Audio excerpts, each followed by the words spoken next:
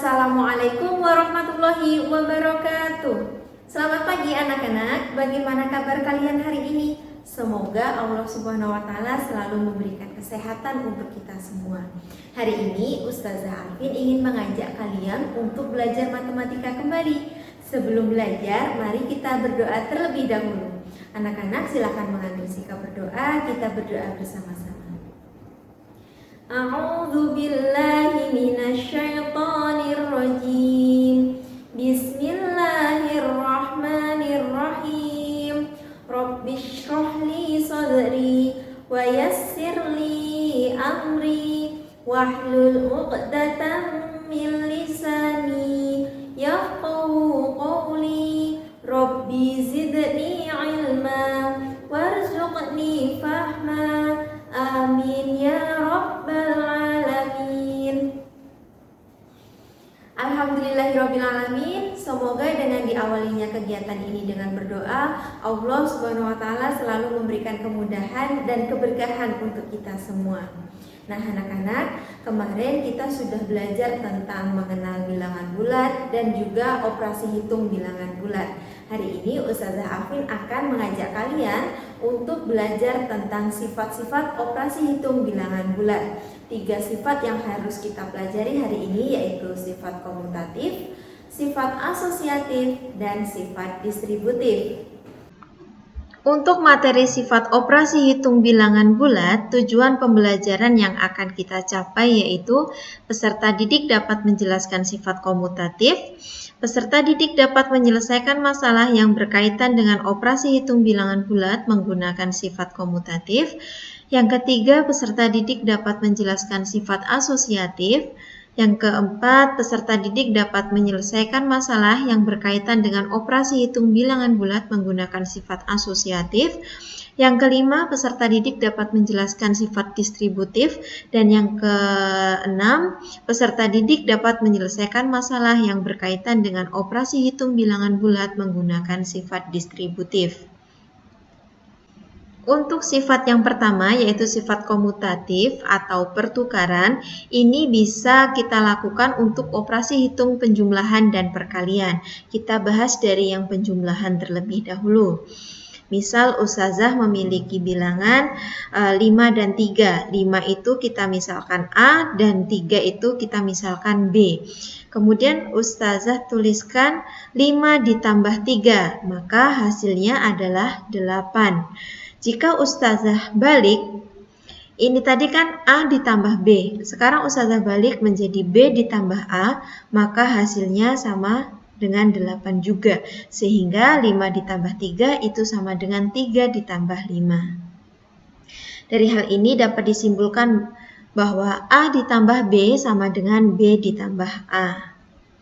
Kemudian untuk sifat komutatif pada perkalian, misalnya 10 kali 6 itu hasilnya sama dengan 60. Kemudian kalau kita balik 6 dikali 10 maka hasilnya juga 60. Sehingga 10 kali 6 itu sama dengan 6 kali 10.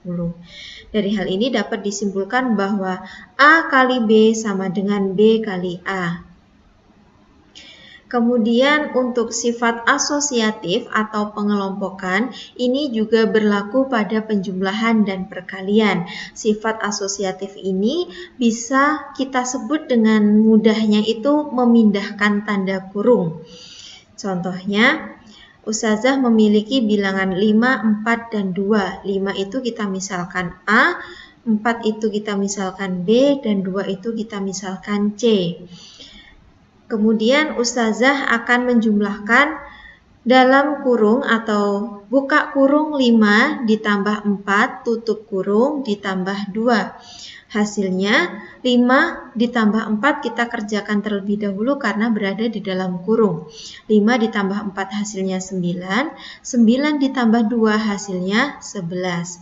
Kemudian kita pindahkan kurungnya. Kalau tadi yang ada di dalam kurung itu bilangan A dan B, maka sekarang kita ganti yang di dalam kurung itu bilangan B dan C. Sehingga 5 ditambah buka kurung 4 ditambah 2 tutup kurung. Kita kerjakan yang ada di dalam kurung terlebih dahulu, yaitu 4 ditambah 2. 4 ditambah 2 sama dengan 6, 6 ditambah 5 sama dengan 11. Sehingga buka kurung 5 ditambah 4 tutup kurung ditambah 2 itu sama dengan 5 ditambah buka kurung 4 ditambah 2 tutup kurung. Sehingga dari hal ini dapat disimpulkan bahwa A ditambah B atau buka kurung A ditambah B tutup kurung ditambah C itu sama dengan A ditambah buka kurung B ditambah C tutup kurung. Sehingga kita pindahkan kurungnya dari bilangan A dan B, kemudian kita pindahkan ke bilangan B dan C. Ini hasilnya sama. Kemudian untuk sifat asosiatif pada perkalian, contohnya Ustazah memiliki bilangan 2, 4, dan 5. 2 ini kita misalkan A, 4 itu kita misalkan B, 5 itu kita misalkan C. Kemudian kita tuliskan seperti ini. Buka kurung 2 kali 4 tutup kurung kali 5. Seperti halnya penjumlahan tadi, kita selesaikan yang ada di dalam kurung terlebih dahulu. 2 dikali 4 itu sama dengan 8. 8 dikali 5 itu hasilnya 40. Kemudian kita tukar tanda kurungnya di bilangan B dan C, sehingga dapat dituliskan seperti ini. 2 kali buka kurung 4 kali 5 tutup kurung. Kita selesaikan bilangan yang ada di dalam kurung terlebih dahulu, yaitu 4 kali 5. 4 kali 5 itu 20. Kemudian 2 kali 20 itu hasilnya 40. Sehingga buka kurung 2 kali 4 tutup kurung kali 5 itu sama dengan 2 kali buka kurung 4 kali 5 tutup kurung. Sehingga dari hal ini dapat disimpulkan bahwa buka kurung A kali B tutup kurung kali C itu sama dengan A dikali buka kurung B kali C tutup kurung. Ini sifat asosiatif atau pengelompokan. Kemudian untuk sifat yang ketiga yaitu distributif atau penyebaran.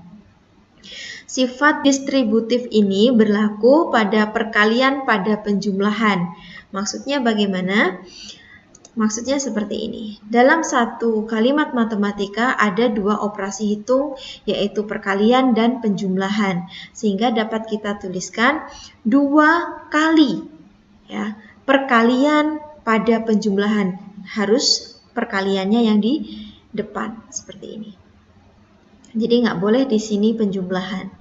Jadi 2 kali buka kurung 3 ditambah 4 tutup kurung.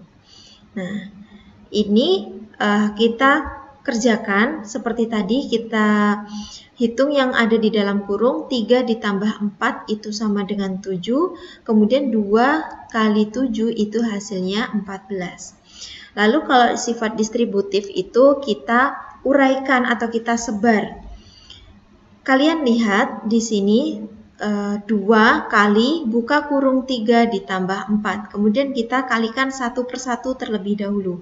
2 dikalikan 3, 2 dikalikan 4, sehingga dapat kita tuliskan di dalam kurungnya 2 kali 3 ditambah dalam kurung lagi 2 kali 4. Jadi kita pisahkan kita kalikan dulu satu persatu, baru dijumlah karena ini terhadap penjumlahan. Hasilnya 2 kali 3 itu 6, 2 kali 4 itu 8. 6 ditambah 8 hasilnya sama dengan 14.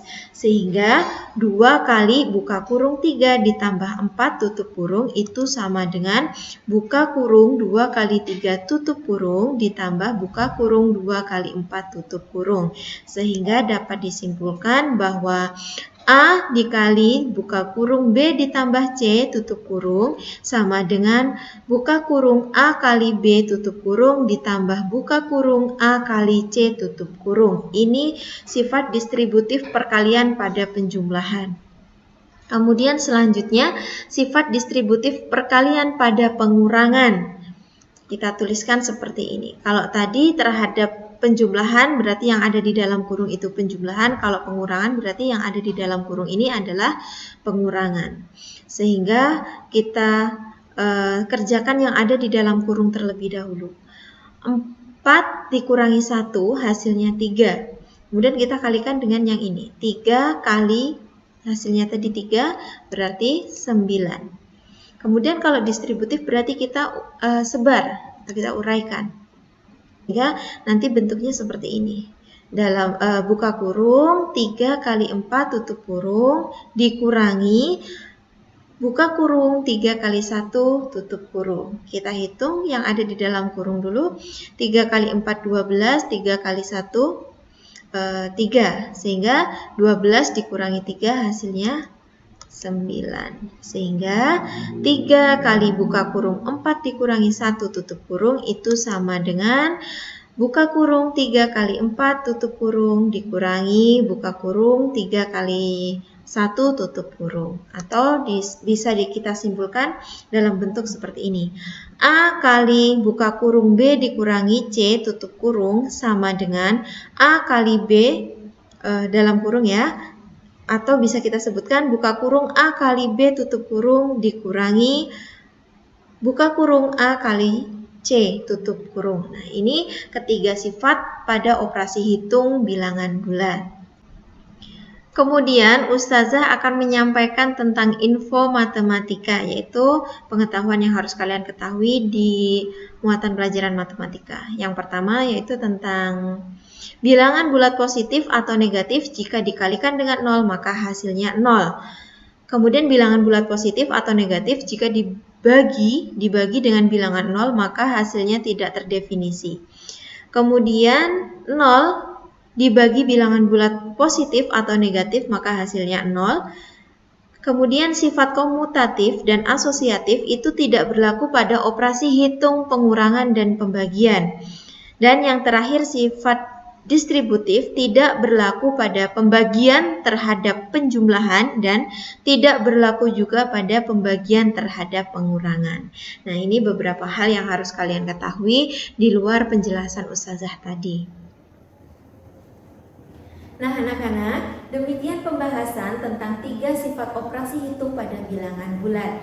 Jika ada hal yang belum kalian pahami dengan baik, silahkan tanyakan ke ustaz-ustazahnya ya. Dan setelah kegiatan ini, kalian silahkan cek akun Sinaunnya masing-masing untuk mendapatkan lembar kegiatan peserta didik. Dan jangan lupa, jika sudah selesai mengikuti kegiatan ini, ucapkan hamdalah dan doa selesai belajar. Ustazah Alvin mohon maaf jika ada salah. Assalamualaikum warahmatullahi wabarakatuh.